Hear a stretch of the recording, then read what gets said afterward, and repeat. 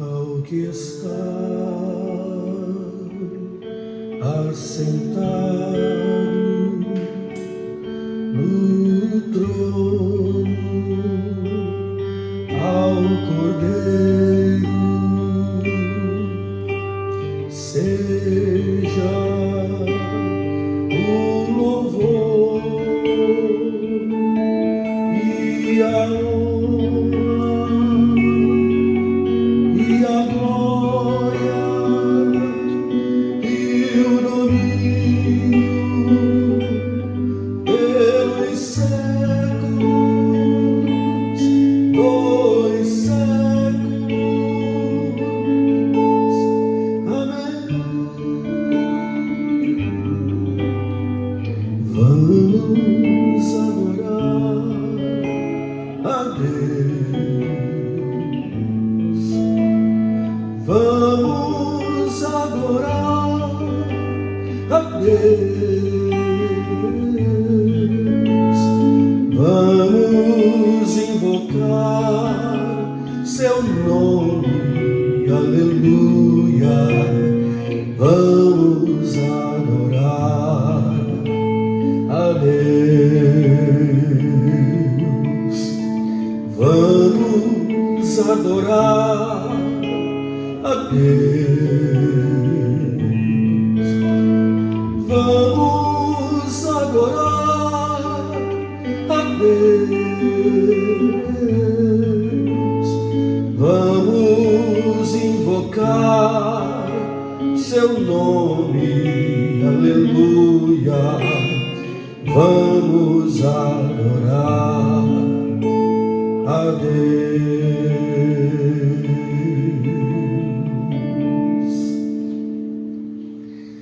Que a graça e a paz que excede a todo entendimento guarde os nossos corações e mentes em Cristo Jesus. A paz do Senhor, meus queridos irmãos. Bem-vindos à Escola Bíblica Dominical. Nós, nesta manhã, vamos encerrar mais um trimestre de estudo sistemático das Sagradas Escrituras e certamente o Senhor vai nos acrescentar sabedoria e conhecimento e nós cresceremos nessa escala do saber com a ajuda do Espírito Santo. Eu vou convidar você para nós louvarmos ao Senhor com o hino da harpa e enquanto isso você vai se preparando. Pegue sua revista, sua Bíblia, pegue papel, caneta, você está em aula. Vamos aprender um pouco mais daquilo que o Senhor quer nos revelar da sua palavra nesta manhã. Juntos oremos ao Senhor. Obrigado, meu Deus, por esta manhã, privilégio e oportunidade de estarmos aqui na igreja, no santuário, no lugar da tua habitação, nos comunicando com a tua igreja que agora está nos lares, também com o mesmo propósito, unidos para buscar sabedoria e conhecimento.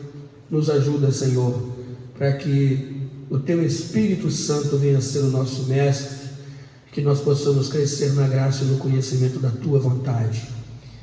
Que em cada lar, que em cada lugar, onde quer que esteja um servo e uma serva recebendo esta palavra, aprendendo do Senhor nesta manhã, sejam-lhes acrescentadas sabedoria.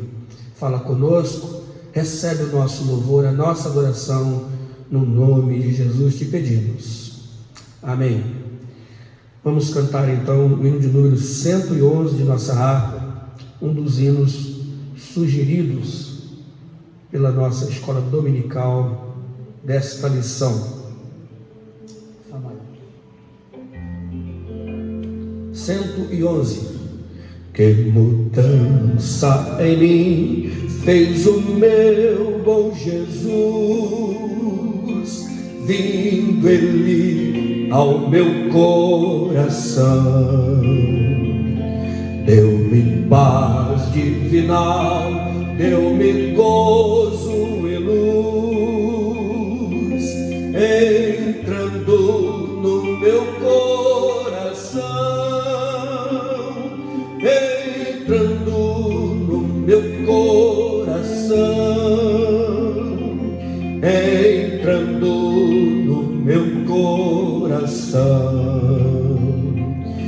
Que mudança em mim fez o meu bom Jesus,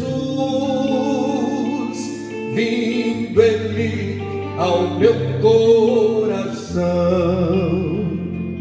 Eu andava perdido, Jesus me salvou, entrando no meu coração. Meus pecados sem conta seu sangue lavou, vindo Ele ao meu coração, entrando no meu coração, entrando no meu coração. Que mudança em mim fez o meu bom Jesus, vindo Ele ao meu coração. E agora do céu a certeza me deu, entrando no meu coração. Seu Espírito sendo em penhor concedeu, vindo Ele ao meu coração, entrando no meu coração, entrando no meu coração. Que mudança em mim fez o meu bom Jesus, vindo Ele ao meu coração. Pelo vale da morte não devo passar, com Ele no meu coração. A cidade celeste me vai transportar, o guarda do meu coração, entrando no meu coração, entrando no meu coração. Que mudança em mim fez o meu bom Jesus, vindo Ele ao meu coração.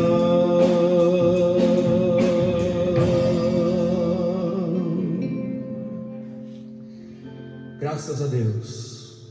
Vamos então tomar a nossa lição da Escola Bíblica Dominical e vamos abri-la na lição de número 13, a última lição deste trimestre, que tem como título O Novo Homem em Jesus Cristo.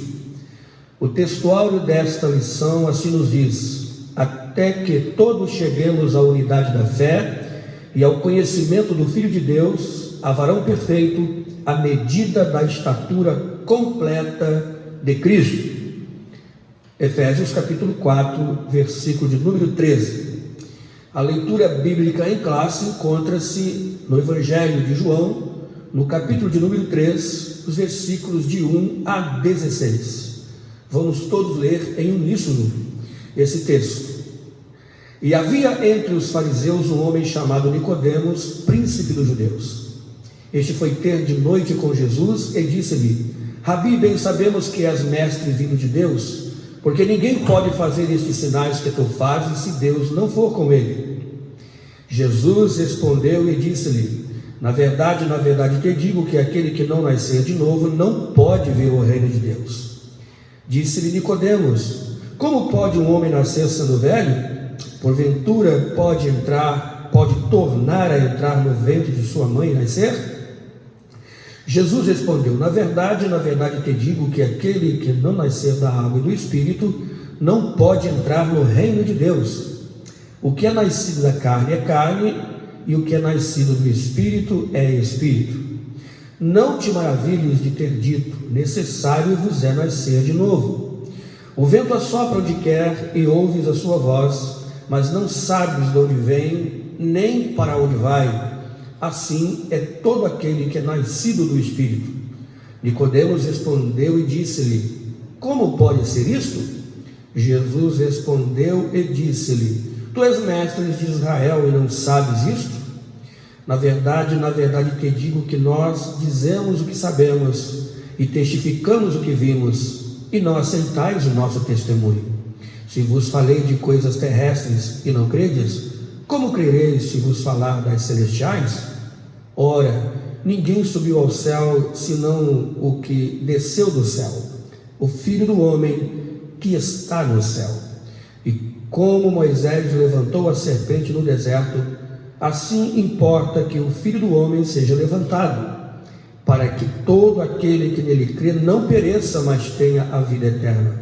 Porque Deus amou o mundo de tal maneira que deu o seu Filho unigênito, para que todo aquele que nele crê não pereça, mas tenha a vida eterna.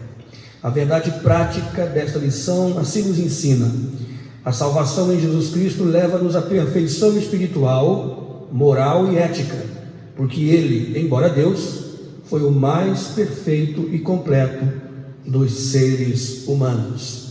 Temos feito, Pai, a leitura de Tua bendita palavra. Agora pedimos que o mesmo Espírito que a inspirou nos ilumine, para que todos alcancemos o entendimento de Tua vontade. Fala conosco, no nome de Jesus, uma vez mais te pedimos. Amém. Sendo esta a última lição do nosso trimestre, queremos elencar todos os títulos das lições anteriores. Na verdade, esta lição, este trimestre, veio para nos ajudar a entender a doutrina do homem, aquilo que é chamado de antropologia teológica. O comentarista deste trimestre, o erudito pastor Claudionor de Andrade, nos presenteou com 13 lições de profundo conhecimento teológico e espiritual, que tocou as demandas da necessidade do tempo presente em um mundo materialista, secularizado como nunca. A palavra de Deus veio a nós para nos trazer respostas, uma vez mais, e afirmando a nossa fé. A primeira lição teve como título Adão, o primeiro homem. A segunda, a criação de Eva, a primeira mulher. A terceira, a natureza do ser humano. A quarta, os atributos do ser humano. A quinta, a unidade da raça humana. A sexta, a sexualidade humana. A sétima, a queda do ser humano. A oitava, o início da civilização humana.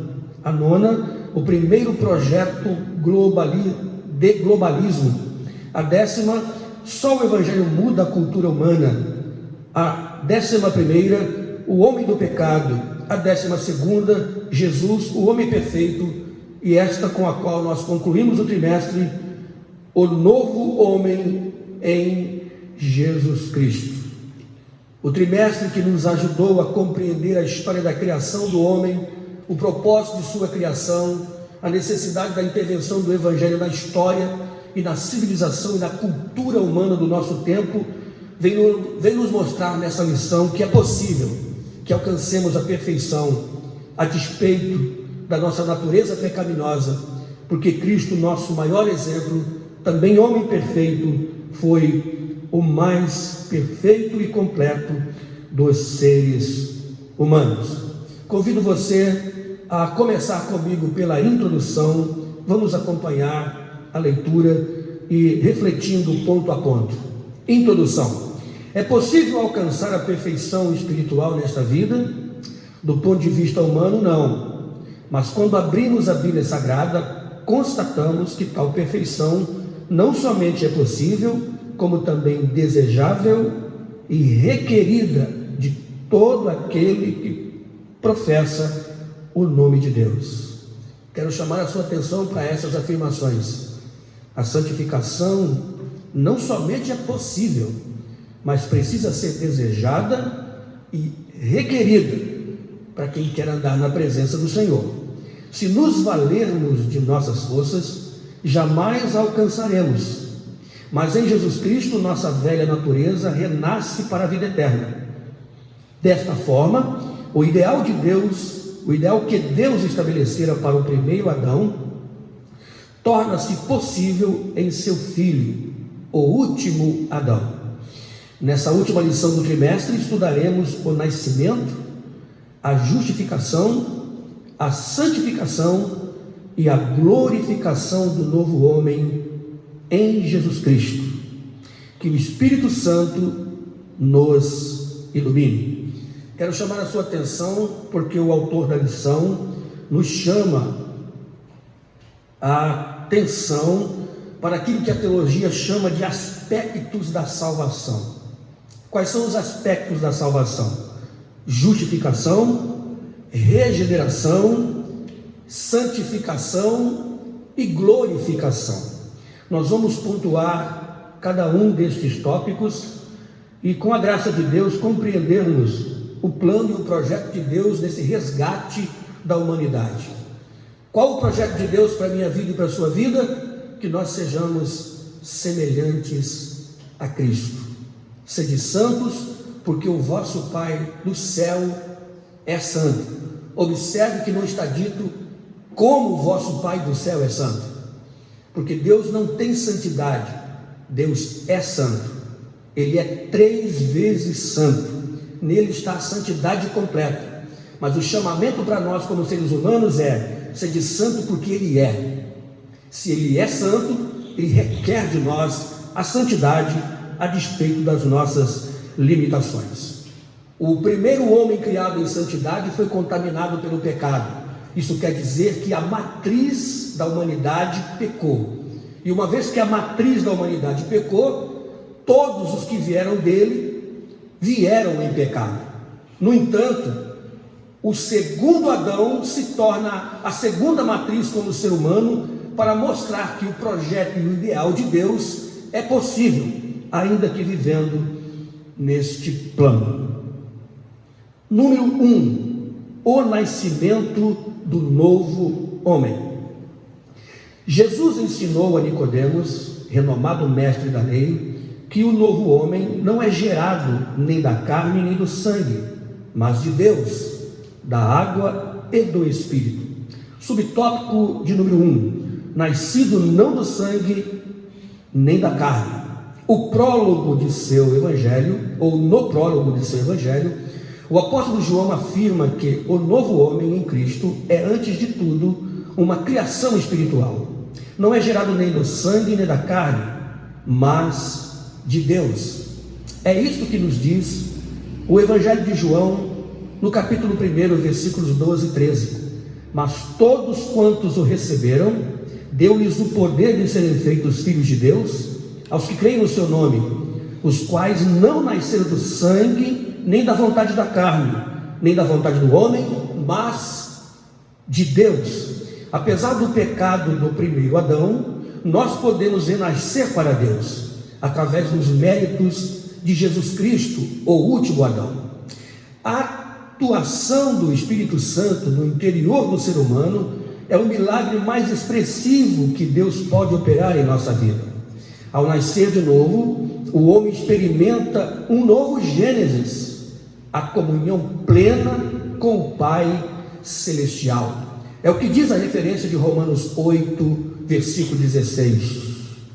O mesmo Espírito testifica com o nosso Espírito que somos filhos de Deus. Então, no início, prólogo aqui quer dizer no início, João já começa dizendo, no início do seu evangelho, que o nascer de novo é o nascer em Cristo. É, antes de tudo, uma criação espiritual. Como disse, o primeiro Adão, a matriz da humanidade pecou. E por conseguinte, uma vez que a matriz deu defeito, tudo que veio da matriz veio com defeito. Foi assim que o profeta Isaías, o profeta Davi, orou no seu salmo: em pecado fui formado, e em pecado concebeu-me a minha mãe.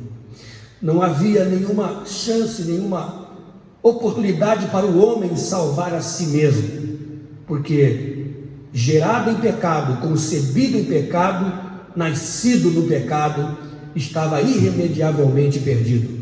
Mas veio Jesus em carne como o segundo Adão para mostrar que é possível, ainda que vivendo neste plano, viver a santidade que Deus deseja de nós. Mas sobretudo é preciso experimentar uma recriação, é preciso experimentar um novo nascimento, é preciso nascer para Deus. Todos nós temos uma certidão de nascimento, é o primeiro documento que nós recebemos quando viemos a este mundo.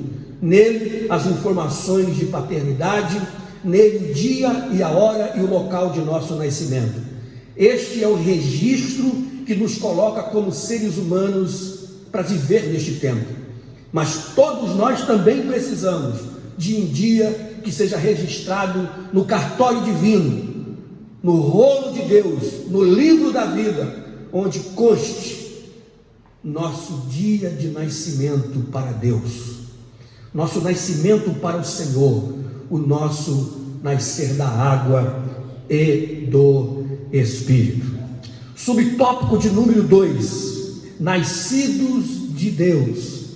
O nascimento do novo homem é descrito pelo evangelista como o ato de nascer de Deus. Isto implica a aceitação pela fé do plano de salvação que o Pai Celeste elaborou bem antes da fundação do mundo. É isto que nos diz João quando escreve o Apocalipse capítulo 13, versículo 8: e adoraram-na todos os que habitam sobre a terra, esses cujos nomes não estão escritos no livro da vida do Cordeiro, que foi morto desde a fundação do mundo, algumas traduções antes da fundação do mundo, o que mostra que Deus não foi pego de surpresa com o pecado da humanidade. O plano da salvação estava feito antes que o homem fosse criado. Portanto, nós já estávamos predestinados para a salvação. É como se você ter acesso e possibilidade a algo e precisa decidir se quer este algo ou não. Todo homem que se salva em Cristo e todo homem que se perde por rejeitar a Cristo, o faz no uso do seu livre-arbítrio. Deus predestinou a humanidade para a salvação. Diz o texto: o Cordeiro foi morto antes da fundação do mundo. Torna-se nova criatura em Cristo e é auge da bem-aventurança humana. É o que diz o texto de Gálatas capítulo 6, versículo 15: porque em Cristo Jesus nem a circuncisão nem a incircuncisão tem virtude alguma, mas sim o ser uma nova criatura. Portanto, os pactos, os códigos, as regras que foram criadas para dar balizamento e materializar aquilo que tinha poder na espiritualidade, que simbolizava alianças e pactos espirituais, tornavam-se nulos em si mesmo, senão com a experiência do novo nascimento, tornando-se para Deus uma nova criatura. Logo, nascer de Deus é tornar-se filho de Deus pela fé. Qual é a condição do homem sem Deus hoje? Todos chamam Deus de Pai, especialmente quando em seus momentos de crise, de dificuldade, de problemas. Agora, em que o mundo está sendo abalado e que a morte se avizinha, provavelmente muita gente está chamando Deus de Pai. Mas a Bíblia vai dizer quem é que pode chamar Deus de Pai. O homem perdeu a sua condição de imagem de Deus quando o pecado entrou no mundo. Portanto, ele perdeu a filiação divina com a opção do pecado. E a única maneira dele retornar à condição de filho, porque agora sem Deus está apenas na condição de criatura, é recebendo a Jesus como Salvador. É o que diz o texto de João 1,12: deu-lhes o poder de serem feitos filhos de Deus. A quem? A todos quantos o receberam. Portanto, para ser filho de Deus, tem que receber Jesus como Salvador. Senão o homem, com a sua imagem de Deus em si, embaçada, opaca, desfigurada, ele continua como criatura, um ato da vontade divina de criar, mas perde a condição de filiação. Deus deseja que você de fato possa em Cristo chamá-lo de Pai. Foi isso que Jesus fez morrendo na cruz do Calvário. Foi assim que ele nos ensinou a orar. Quando encontrou os judeus, especialmente os ortodoxos, assustados e com medo até de mencionar o nome de Deus, Jesus disse: quando vocês orarem, orareis assim: Pai, Pai, Pai nosso. O apóstolo Paulo vai dizer em Romanos que nós podemos clamá-lo como Abba Pai. Abba Pai, uma expressão aramaica que quer dizer papai, que nos coloca no colo de Deus, como íntimos de Deus, como filhinhos amados dele, como nos escreveu o apóstolo João em suas epístolas. Abba Pai, papai. É preciso compreender isso. Não basta existir para ser filho de Deus, é preciso, através de Cristo e recebendo a Cristo, tornar-se um filho de Deus. Subtópico de número 3: nascido da água. O batismo em águas só tem efeito salvador quando recebido pela fé. É o que diz o Evangelho de Marcos, no capítulo 16, versículo 16: quem crer e for batizado será salvo, mas quem não crer será condenado. Não se trata apenas de um rito batismal, de um mergulho em água, mas é preciso acreditar no simbolismo que ele representa para a vida espiritual. O apóstolo Paulo, quando escreveu acerca do batismo em águas, ele o comparou a morte, sepultamento e ressurreição. A carta aos Romanos, no capítulo 6, assim descreve o simbolismo do batismo: porque todos quantos fomos batizados, fomos com ele sepultados e ressurgimos para viver em novidade de vida. Então não basta, e é por isso que a igreja evangélica não batiza crianças, porque criança, muito embora seja semente do pecado, não há pecado consciente para que seja perdoado. Portanto, se uma criança morre, ela vai para o céu e não precisa de batismo, porque o batismo é para pessoas conscientes que ouvem o Evangelho, acreditam no chamamento e aceitam esta fórmula batismal, né? Que são os dois mandamentos que Jesus deu para a igreja: batismo e santa ceia. Essas são as duas ordenanças de Jesus para a igreja: batizar e ministrar santa ceia às pessoas. Foi o que ele ensinou nas suas últimas palavras aos seus ouvintes em Mateus 28: ide e ensinai as nações, batizando-as em nome do Pai, do Filho e do Espírito Santo. Portanto, não é apenas fazer parte de um ritual, mas é aceitar pela fórmula batismal o mergulho completo. Por que a igreja evangélica batiza em tanques batismais ou em rios? Porque mergulha a pessoa toda, por causa do símbolo de morte trazido pelo batismo. Ninguém é sepultado só da cintura para baixo, né? Ninguém é sepultado só do ombro para baixo. Quando se sepulta tudo. A palavra batismo significa imersão, mergulho. Por isso é preciso que o candidato ao batismo seja completamente coberto pelas águas, como num ritmo de sepultamento de quem está morto. E quando é tirado das águas, ele recebe sobre si esse simbolismo da vitória de Jesus sobre o pecado e sobre a morte.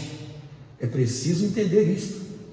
Se alguém apenas se submeteu às águas por qualquer outro motivo que não tenha sido ter recebido Jesus como Salvador, não passou de um banho. porque há muitos que se batizam por muitas razões. Tem gente que se batiza porque gostou da moça que é crente, para provar que aceitou Jesus também, deixa se batizar, mas ele nunca se converteu. Esta pessoa não está salva só porque se batizou. É preciso receber pela fé.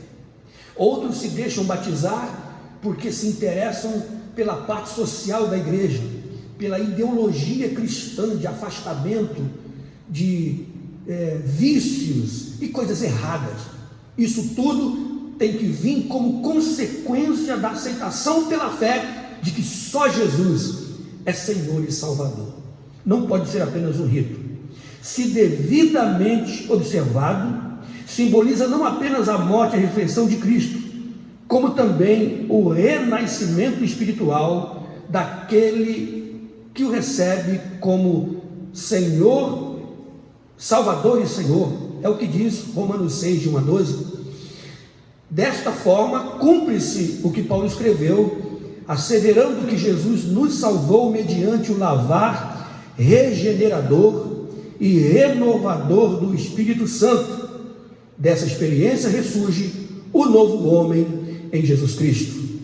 Tito, capítulo 3, versículo 5, assim nos diz: não pelas obras de justiça que houvéssemos feito, mas segundo a sua misericórdia, que nos salvou pela lavagem da regeneração e da renovação do Espírito Santo.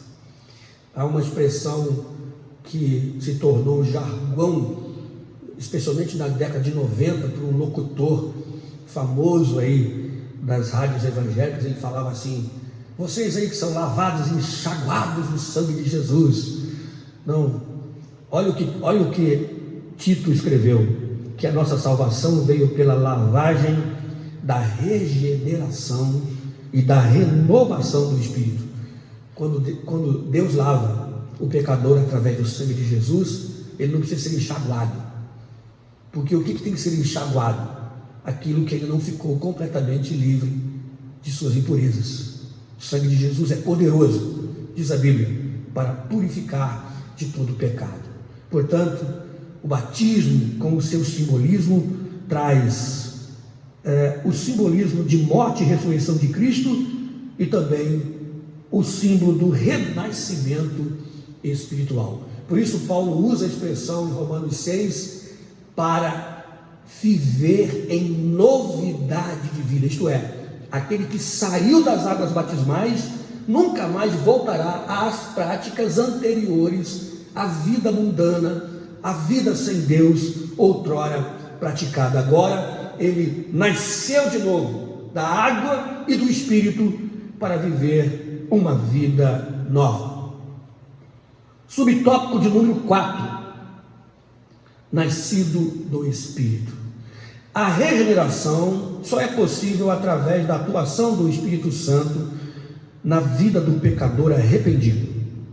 É ele quem opera o novo nascimento.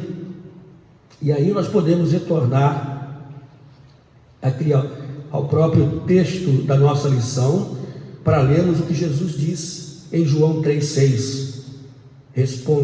Jesus respondeu e disse-lhe: na verdade te digo, que aquele que não nascer de novo, não pode ver o reino de Deus. Eu queria chamar, antes de progredir com você neste subtópico, a atenção para a palavra arrependimento. Veja o que afirmou o autor da lição: a regeneração só é possível na vida do pecador arrependido. E o que é se arrepender? Esta palavra vem do grego metanoia, que quer dizer meia volta, quer dizer uma atitude que leva a pessoa a tomar uma direção completamente oposta à direção anterior. Então, é como se você já assistiu uma ordem unida, se você já assistiu um pelotão militar em marcha, quando o comandante diz meia volta, vou ver, ele gira na posição oposta, dando as costas à posição original, e vai marchar numa direção oposta àquela. Isso quer dizer que não é apenas uma aceitação de lábios. A salvação só pode ser operada na vida de alguém, esse nascer do Espírito Santo só pode ser resultado e fruto de arrependimento, isto é, de alguém que compreendeu, estava indo num caminho errado, e agora eu aceito a proposta de caminhar no caminho que a Bíblia me propôs, o caminho de Jesus, o caminho da santidade, o caminho da perfeição, o caminho de se abster de atos pecaminosos. Este ato regenerador não pode ser explicado em linguagem humana. Não pode ser explicado em linguagem humana. Olha o que disse Jesus em João 3:8. O vento assopra onde quer, e ouves a sua voz, mas não sabes de onde vem, nem para onde vai. Assim é todo aquele que é nascido do Espírito. Somente a partir desta ação sobrenatural em nossa alma é que o novo homem em Cristo torna-se possível. Temos aí a genuína conversão. Isso nos ensina o apóstolo Paulo na carta aos Gálatas, capítulo 6, versículo 15, onde lemos: porque em Cristo Jesus nem a circuncisão nem a incircuncisão tem virtude alguma, mas sim o ser uma nova criatura. Portanto, é preciso que nós experimentemos uma experiência de arrependimento, de compreensão daquilo que é pecaminoso em nós e de uma decisão de abandono consciente daquilo que não agrada a Deus. Só é possível regenerar-se no Espírito aquele que se arrepende de seus atos, que deixa a vida velha para trás, que nasce de novo, que torna-se uma nova criatura. Muito bem, tópico de número 2, a justificação do novo homem. O novo homem nasce através da fé em Jesus Cristo, num contexto de injustiça e pecado. Por isso, precisa de um novo status diante do tribunal de Deus, a justificação pela fé. Eu queria chamar a atenção dos irmãos nessa manhã para esta expressão, justificação. O que significa esta expressão? Isso aqui é um ato forense. Isso aqui significa que você foi justificado, declarado justo. Significa que, cheio de pecado e condenado, você compareceu diante do juiz da Suprema Corte, de uma corte da qual ninguém pode recorrer. É Deus quem está julgando agora, assentado em seu trono, e através de Jesus, julgando o pecador. E quando esse pecador arrependido, regenerado pelo Espírito Santo, comparece diante de Deus, Deus não olha mais para ele, mas olha através de Cristo para ele. Portanto, o declara justificado. Por isso que o apóstolo Paulo vai dizer: porque nenhuma condenação há para os que estão em Cristo Jesus, aqueles que foram justificados pela fé. Portanto, isso aqui é muito interessante da gente pensar. O primeiro aspecto da salvação é este: ninguém pode ser salvo sem que primeiro tenha sido declarado justo. Assim como ninguém pode ser liberto de uma condenação, de uma acusação, sem que um juiz o declare inocente. Esta é a ideia de justificação na Bíblia. Subtópico de número 1, a inutilidade da justiça humana. Nossas obras, ainda que boas e aparentemente meritórias, não nos salvam nem nos justificam diante de Deus.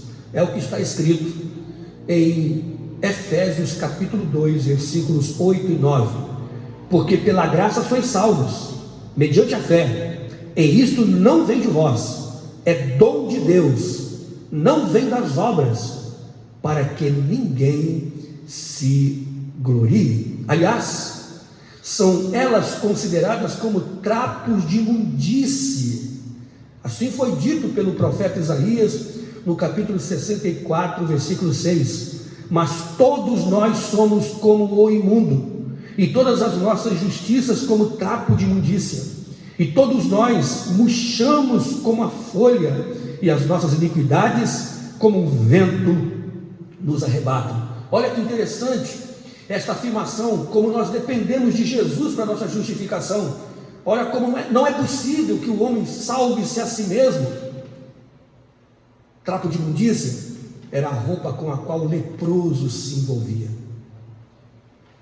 Os irmãos se lembram que a lepra, por ser uma doença pecaminosa, e aliás, a lepra é um tipo do pecado, porque é contagiosa e indolor, porque mata, mas não dói.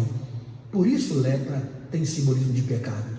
Quando Isaías diz que a nossa justiça é como trapo de imundícia, o apóstolo Paulo usou essa expressão quando, tomando desta referência, falava sobre a justiça humana. Ele está dizendo que se apresentar diante de Deus, querendo ser justo, é como um leproso envolvido em suas roupas cheias de lepra tentar se declarar limpo, saudável. Não há a menor chance. Só existe um meio de obtermos a salvação e de nos justificarmos perante o justo juiz: a fé nos méritos perfeitíssimos de Jesus Cristo. Romanos capítulo 5, versículo 1 diz: tendo sido, pois, justificados pela fé, temos paz com Deus por nosso Senhor Jesus Cristo. Eu creio em Jesus, você creu em Jesus, e porque você creu, Deus nos declarou justificados. Este é o segredo. A tentativa de salvação humana por seus próprios méritos são longas na história. Vou te ajudar a lembrar aqui um pouquinho. Você se lembra o que aconteceu com Adão, quando Deus apareceu e disse a ele: Adão, Adão, onde estás? Como foi que Adão se apresentou diante de Deus? Envolvido em folhas de figueira. Esse é o primeiro ponto. A primeira pessoa a tentar salvar a si mesmo por seus meios, por seus méritos, foi Adão, tentando cobrir a nudez do seu pecado com folhas de figueira. O primeiro ato de Deus para o sacrifício da humanidade foi, diz lá no Gênesis, matar um animal e fazer roupas das peles daquele animal para vestir o homem, como num ato de justificação, cobrindo a nudez de Adão. Não teve jeito para Adão. Se Deus não intervisse, ele não seria justificado. Você deve se lembrar de Nirode. Nirode é um grande simbolismo dessa tentativa vã de um homem salvar-se a si mesmo, retrucando contra a ordem de Deus de se espalhar pelo mundo. Ele propõe a construção de uma torre, e ele diz claramente: com esta torre chegaremos ao céu. Lendo engano, os homens têm construído suas torres. As religiões tentam criar pontes entre esta vida e a outra. O hinduísmo fala de reencarnação, transmigração da alma. O espiritismo fala de reencarnação. Os homens ricos, poderosos, espalhados pelo mundo, estão fazendo já testamentos e deixando suas sepulturas compradas em cemitérios de criogenia para serem congelados a 290 graus negativos, na esperança de que a ciência avance tanto que um dia eles possam serem acordados, renascidos. Não. Hebreus 9, 27 diz que ao homem está determinado morrer uma só vez, vindo após isto o juízo. Não há nenhuma possibilidade do pecador salvar-se por si mesmo. A partir desse processo, o novo homem passa a ter um novo status jurídico perante Deus. O status do pecador é de condenado. Quando ele recebe Jesus como Salvador, ele recebe um novo status de liberto, de perdoado. É o que diz Romanos 5:9. Logo, muito mais agora, tendo sido justificados pelo seu sangue, seremos por ele salvos da ira. Olha que coisa linda. Paulo diz que agora que fomos justificados pelo sangue de Jesus, a ira de Deus contra o pecador que se consumará, não cairá sobre aquele que recebe Jesus como Senhor e Salvador. Subtópico número 2, a maravilhosa doutrina da justificação. Ao pecador que pela fé recebe a Jesus, Deus lhe concede mais que um mero perdão e muito mais que uma anistia, concede-lhe o status de justo, pois a justiça de Cristo muda por completo a situação jurídica do réu. Em 1 Coríntios capítulo 6, versículo 11, o apóstolo Paulo assim diz: e é o que alguns têm sido, mas haveis sido lavados, mas haveis sido santificados, mas haveis sido justificados em nome do Senhor Jesus e pelo Espírito do nosso Deus. Olha que condição maravilhosa, como a condição jurídica do pecador mudou. Meus amados irmãos, a Bíblia é cheia de tipologia, cheia de símbolos, sombras, coisas que espiritualmente simbolizavam aquilo que é material, e o que é material refletindo no que é espiritual. Pense, o homem estava condenado ao pecado. Quando o homem pecou, quando Adão pecou, a primeira coisa que Satanás pensou é: eu serei o herdeiro da raça humana, porque gerado em pecado, concebido em pecado, não há salvação para ele, porque um pecador não pode salvar o pecador. O que ele não sabia é que viria o Senhor Jesus como homem, nascido de mulher, sem pecado, para anular essa sentença de condenação que estava sobre nós. E agora Paulo pode dizer: muito embora vocês tenham sido beberrões, homicidas, muito embora vocês tenham sido ladrões, levianos, agora, apesar de alguns de vocês terem sido efeminados, sodomitas, agora vocês foram santificados, justificados pelo Espírito do nosso Deus através de Jesus. Esta é a garantia dessa mudança de status. E agora, olha o que Deus diz a respeito dos nossos pecados: este é completamente perdoado e seus pecados inteiramente apagados.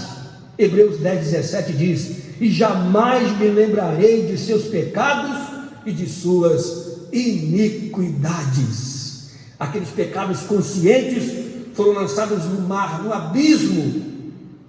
Deus querendo dizer que colocou em um lugar onde Ele não quer lembrar, por causa do sangue de Jesus que nos justifica.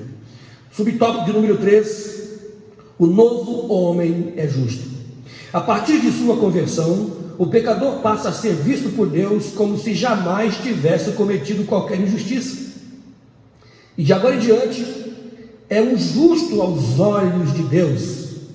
O apóstolo João assim afirma na sua primeira epístola, capítulo 3, versículo de número 7: filhinhos, ninguém vos engane, quem pratica justiça é justo, assim como ele é justo. A Bíblia diz que Deus chamou algumas pessoas de justas, apesar de serem pecadores. Abraão foi chamado justo, Ló foi chamado justo. Por quê? Porque Deus não os via através de quem eles eram de verdade, mas como a graça já estava operando no Velho Testamento, e a Bíblia diz que Abraão viu o dia de Cristo, eles já eram vistos como salvos por Jesus, porque ninguém foi salvo antes e nem depois sem Ele. Ele é o Salvador do mundo. Glória a Deus por isso. Haja vista o que houve com o ladrão da cruz, que creu no sacrifício de Jesus, aquele homem que viveu uma vida de pecado, que tinha sobre si uma condenação justa de um juiz romano, que estava à mercê do governador da Judéia, Pôncio Pilatos, para ser crucificado, e assim o foi. Aquele homem que não teve tempo de ir à igreja, de dar ofertas, de praticar boas obras, mas em último momento, crucificado ao lado do Senhor, ele disse: Senhor, lembra-te de mim quando entrares no teu reino. E Jesus lhe disse: em verdade te digo que hoje estarás comigo no paraíso. No momento em que ele creu em Jesus, olhou para ele foi justificado pelo sangue que seria derramado minutos depois, e agora Deus o levou para si, e aquela alma foi com Jesus para o paraíso, porque foi declarado justo pelo sangue de Jesus Cristo. O tópico de número 3, para nós caminharmos para o encerramento, assim nos diz: a santificação do novo homem. Ao contrário da regeneração, que é um ato instantâneo, a santificação é um processo que demanda toda a nossa vida até alcançarmos a estatura de varões perfeitos. Subtópico de número 1, a santificação como posicionamento. No exato instante da sua conversão, o pecador arrependido passa a ser visto não apenas como justo, mas também como santo por Deus e pela igreja. Já separado do mundo, torna-se propriedade exclusiva do Senhor. Posicionalmente é santo, embora esteja ainda em processo de santificação. Para compreender isso, temos que voltar no ato de declaração de justiça. Nós somos posicionados como santos, porque Deus nos declarou santos em Cristo, conquanto nossa condição humana precisa de avanço na direção de uma santidade completa. Olha que coisa interessante, na primeira carta aos Coríntios, capítulo 1, versículo 2, nós lemos: a igreja de Deus que está em Corinto, aos santificados em Cristo Jesus, chamados para ser santos, com todos os que em todo lugar invocam o nome de nosso Senhor Jesus Cristo, Senhor deles e nosso. Então, apesar de justificados e vistos como santos, fomos chamados para ser santos.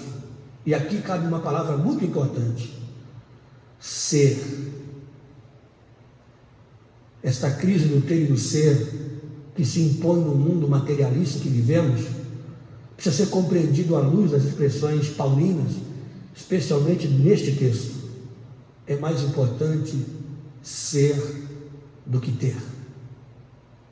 E outra coisa, ser o quê? Porque agora, falando para crentes, às vezes nós ficamos numa corrida desenfreada para ser alguma coisa, especialmente na igreja, nesta corrida frenética na escala da hierarquia eclesiástica. Queremos ser. Vivemos em um tempo em que muitos estão colocando a mão sobre sua própria cabeça e declarando: eu sou.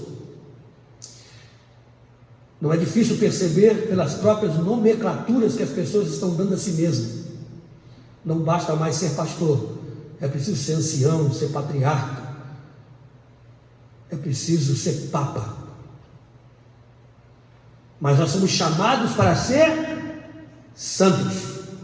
Esse é o grande chamado para ser santo. O apóstolo Pedro, na primeira carta, capítulo 2, versículo 9, diz: mas vós sois a geração eleita, o sacerdócio real, a nação santa, o povo adquirido, para que anuncieis as virtudes daquele que vos chamou das trevas para a sua maravilhosa luz.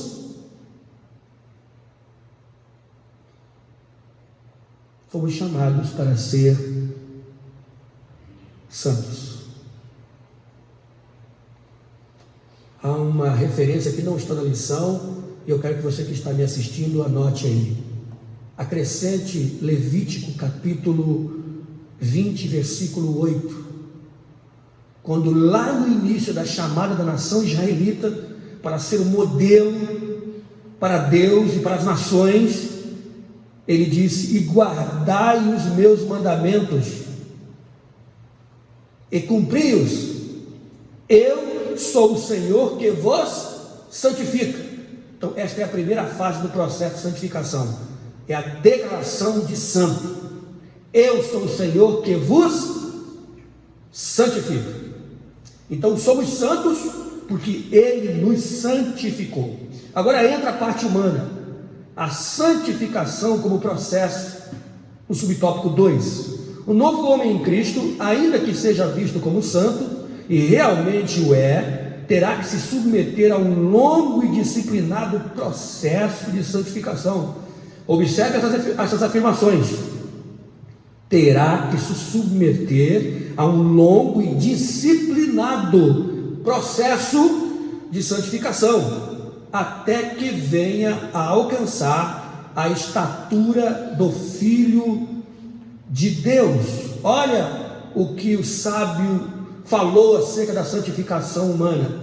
Provérbios capítulo 4, versículo 18. Mas a vereda do justo é como a luz da aurora, que vai brilhando mais e mais até ser dia perfeito. É como a grande treva das noites vão sendo dissipadas pelos reflexos, raios solares, e vai perdendo sua força, e a claridade vai chegando até que ao meio-dia já não se pode olhar para o céu. É o que a Bíblia diz. Viemos no mundo de trevas, de pecados. Quando a luz de Deus raiou sobre nós, fomos declarados na luz. Mas agora, no processo, nós vamos caminhando em perfeição até alcançarmos a santidade perfeita. Efésios capítulo 4, versículo 13 nos diz: até que todos cheguemos à unidade da fé e ao conhecimento do Filho de Deus, a homem perfeito, à medida da estatura completa de Cristo. E eu quero chamar a sua atenção e acrescentar algo mais para você nesse contexto, porque essa parte aqui talvez seja o tendão de Aquiles dessa lição. O tendão de Aquiles. Quero que você pegue sua Bíblia, porque essa referência não está aí na sua lição. Para a gente ter essa ideia desse processo de santificação, olha o que o apóstolo Paulo escreveu na segunda carta aos Coríntios, capítulo 7, versículo 1. Tendo, pois, ó amados, tais promessas, purifiquemo-nos de toda impureza, tanto da carne como do espírito, aperfeiçoando, grife esta palavra na sua Bíblia, aperfeiçoando a nossa santidade no temor de Deus. É interessante, alguém poderia perguntar: ué, mas eu não fui declarado justo? Por que eu tenho que aperfeiçoar aquilo que Deus já declarou feito? Porque eu estou vivendo numa condição humana e a semente do pecado ainda está em mim.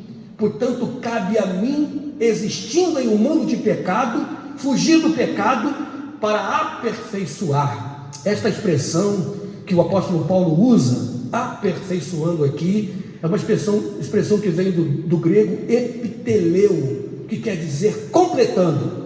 Esta é a parte humana no processo de sua santificação. Então eu estou diante do pecado e eu tenho que negar o pecado. Minha carne me inclina para o que é mal, e conscientemente eu rejeito o que é mal. A santificação é um processo de parceria de Deus com o homem. Ele te declara justo naquilo que você jamais poderia fazer, e agora diz: aperfeiçoe-se, abandone o pecado. É o que o apóstolo Paulo disse na carta aos Romanos, capítulo 12, versículo 2: rogo-vos, pois, irmãos, pela compaixão de Deus, que vos apresenteis como sacrifício vivo,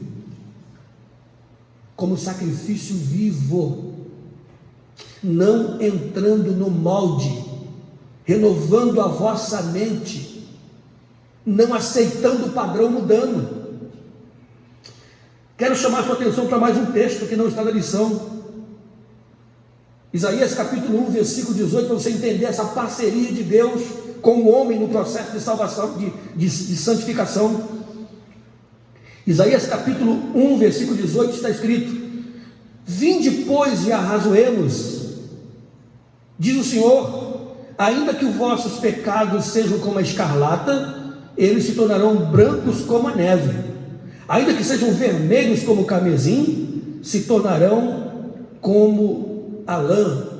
Percebe isso aqui?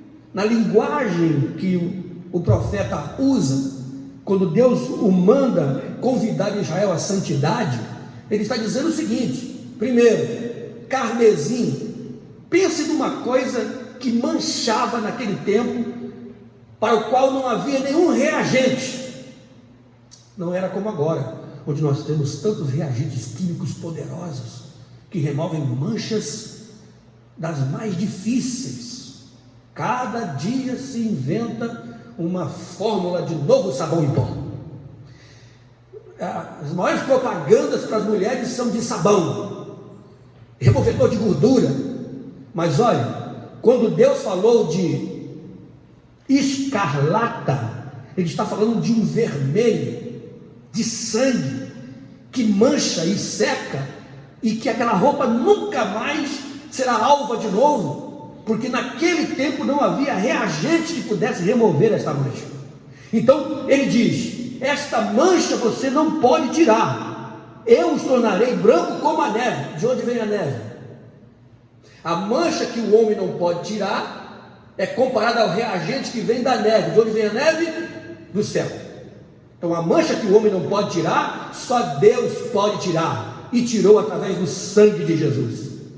Mas depois ele continua dizendo: e ainda que sejam vermelhos como carmesim, se tornarão como a lã. A lã vem de onde? De dentro para fora. Percebe? A justificação vem de fora para dentro, como a neve que cai dos tesouros de Deus. Mas a santificação é lã que tem que ser produzida pela ovelha. Isto é, o processo é minha responsabilidade.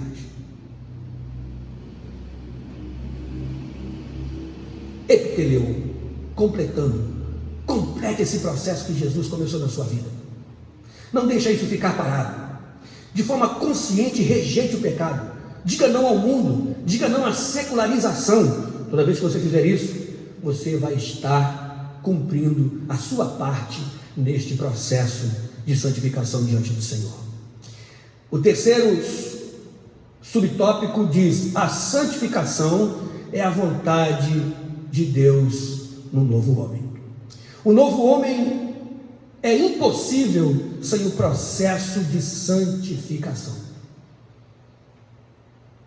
Ele não ficará completo sem a parte humana do santificar-se. E é por isso que o autor aos Hebreus, no capítulo 12, versículo 14, disse: segui a paz com todos e a santificação, sem a qual ninguém verá o Senhor. Quando a Bíblia fala ninguém, é ninguém. Nosso amado e saudoso pastor Joeli sempre dizia que o céu é lugar para santos. Não há nenhuma posição eclesiástica, nenhuma condição política, financeira, que possa nos garantir o céu, senão o ter sido declarado justo e viver um compromisso para a santificação. Que desafio para nós, no mundo secularizado como nós vivemos, com tantas ofertas, com tantos convites para o pecado, com tantas distrações que tentam nos afastar de Deus e suas prioridades, como viver num mundo que respira sensualidade. Como viver como santos? Só de forma consciente, lutando contra o pecado e aperfeiçoando aquilo que Deus iniciou na nossa vida. Quanto mais nos santificamos, mais parecidos nos tornamos com o Senhor Jesus. Somos seus imitadores. O apóstolo Paulo assim disse na primeira carta aos Coríntios, capítulo 11, versículo 1: sede meus imitadores, como também eu sou de Cristo. Logo devemos ver a santificação como a vontade suprema de Deus para a nossa vida. Assim disse o apóstolo Paulo na primeira carta aos Tessalonicenses, capítulo 4, versículo 3: porque esta é a vontade de Deus, a vossa santificação, que vos abstenhais da fornicação. Percebeu? Que vos abstenhais, que você se abstenha, que você se afaste, que você diz: passo, não quero, rejeito, eu prefiro a santificação. E aqui uma palavra, especialmente aos jovens de nossa igreja. Existem 2 lugares que são para muitos a decretação da falência da vida espiritual para o jovem, que é a universidade e o quartel. Muitos vão para esses lugares e são deformados, porque abandonam o processo da santificação. Eles entram no molde, eles se conformam com o mundo, fazem exatamente o contrário do que a Bíblia diz que é para fazer. Eles se conformam, ao invés de não se conformarem, não entrarem no molde, não se encaixarem. Quer ser parecido com Jesus? Sede santo, porque Ele é santo. Mas se pecarmos, o sangue de Jesus Cristo nos purifica de toda injustiça e impureza. E eu peço a você que está com a sua revista me assistindo agora, que faça essa correção, porque houve um erro gráfico nessa lição. Aqui aponta o Evangelho de João, capítulo 1, versículo 7, mas na verdade é a Epístola de João, a primeira Epístola de João, capítulo 1, versículo 7, onde lemos: mas se andarmos na luz, como Ele na luz está, temos comunhão uns com os outros, e o sangue de Jesus Cristo, seu Filho, nos purifica de todo pecado. Isso quer dizer o quê? Que aquele que está no processo de santificação, aquele que está caminhando na luz, se pecar, não precisa ficar no pecado. Ele pode ser restaurado, se houver confissão, se houver propósito de mudança, se houver sincera decisão de abandono do pecado. Olha o que diz o texto: temos comunhão uns com os outros, e o sangue de Jesus Cristo, o Filho de Deus, nos purifica de todo. Esta é a grande notícia do Evangelho, esta é a maior notícia do Evangelho. No capítulo 12 de Mateus, quando os eruditos, quando os fariseus, escribas demandavam com ele acerca da origem de seu poder, e já não tendo mais como justificar as obras de Jesus, eles disseram, para confundir a multidão: ele opera os milagres pelo poder de Beelzebul, o príncipe dos demônios. E então Jesus disse: olha, vocês cruzaram uma linha perigosa, porque eu lhes digo. E aí a primeira parte dessa explicação de Jesus é extraordinária. Escute: se alguém pecar contra o Pai, tem perdão. Olha que coisa linda. Se alguém pecar contra o Filho, tem perdão. O homem só vai se perder se ele quiser se perder. A parte B do versículo, naquele contexto, vai dizer: mas se pecar contra o Espírito, não tem perdão, porque o Espírito Santo é aquele responsável pelo convencimento da condição pecadora do homem.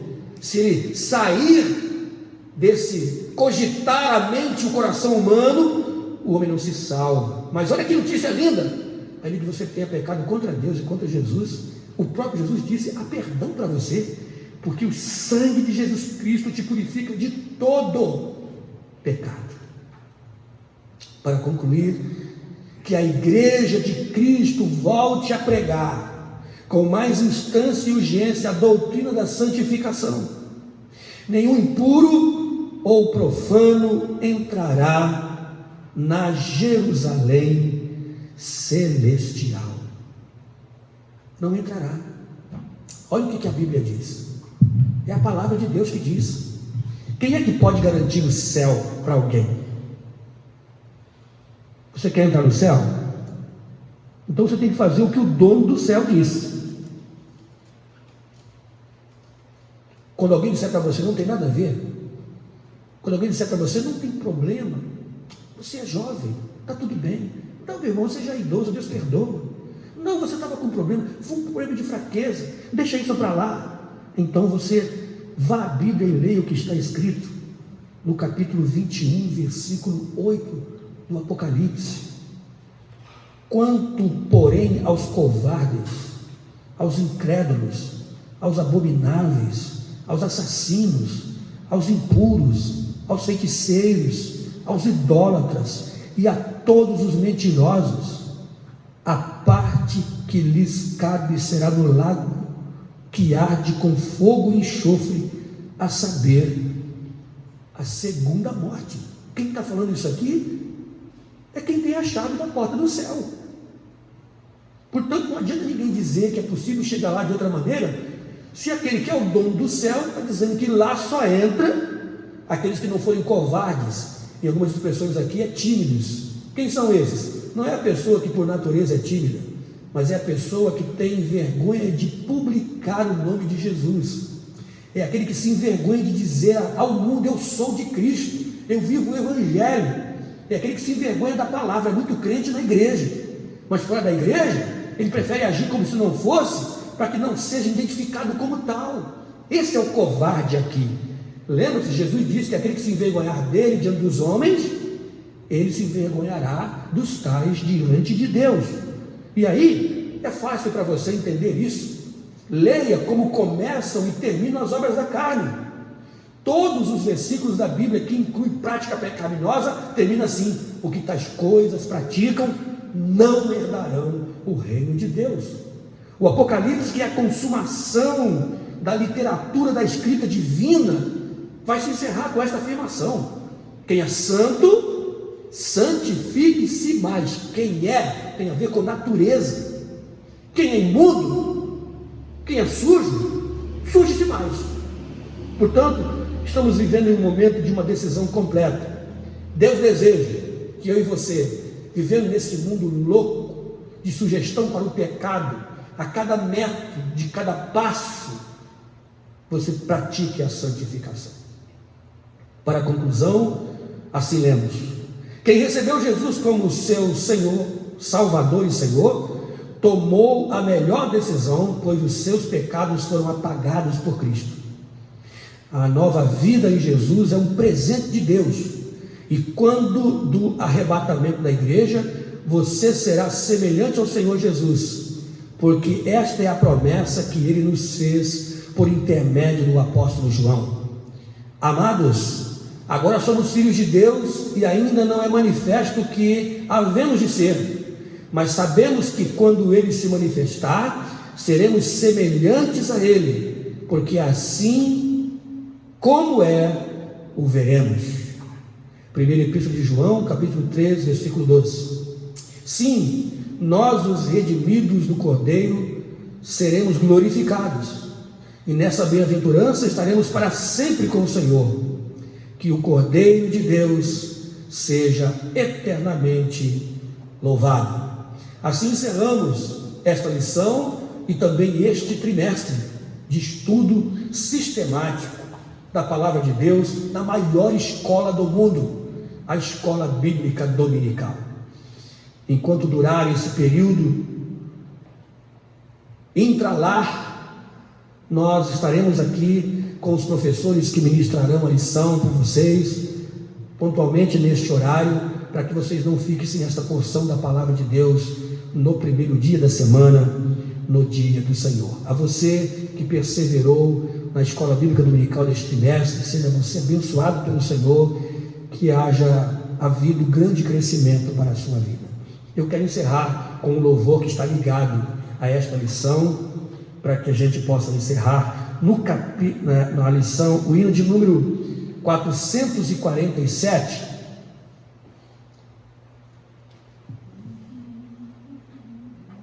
Nós vamos encerrar com este hino 447, Ré maior.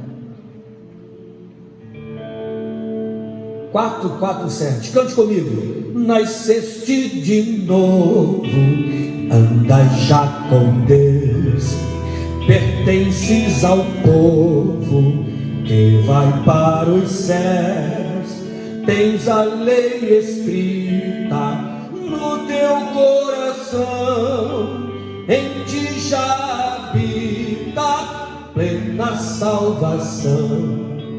Se o caminho é estreito, a porta é também.